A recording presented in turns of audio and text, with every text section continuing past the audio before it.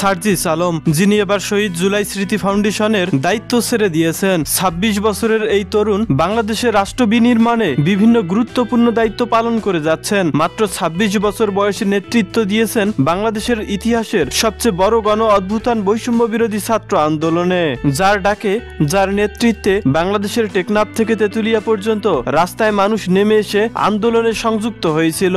যিনি কোটা সংস্কার করে হতে চেয়েছিলেন বিসিএস ক্যাডার, সেই তিনি এখন দায়িত্ব নিয়েছেন বাংলাদেশ সরকারের ডান হাত হিসাবে, যার নির্দেশে বিভিন্ন আন্দোলন নিয়ন্ত্রণ করা হচ্ছে। তিনি জুলাই শহীদ স্মৃতি ফাউন্ডেশনের সাবেক সাধারণ সম্পাদক। জুলাই শহীদ স্মৃতি ফাউন্ডেশনের সাবেক সাধারণ সম্পাদক পদটি বিলুপ্ত করা হতে পারে, তবে অনেকেই মনে করছেন সার্জিস আলম জাতীয় নাগরিক কমিটির কেন্দ্রীয় মুখ্য সংগঠক হওয়ায় তার সম্পূর্ণ সময় তিনি সে রাজনৈতিক দলকেই দেবেন। সার্জিস আলম ২ জুলাই ১৯৯৮ সালে রংপুরের পঞ্চগড় জেলার আটোয়ারী উপজেলায় জন্মগ্রহণ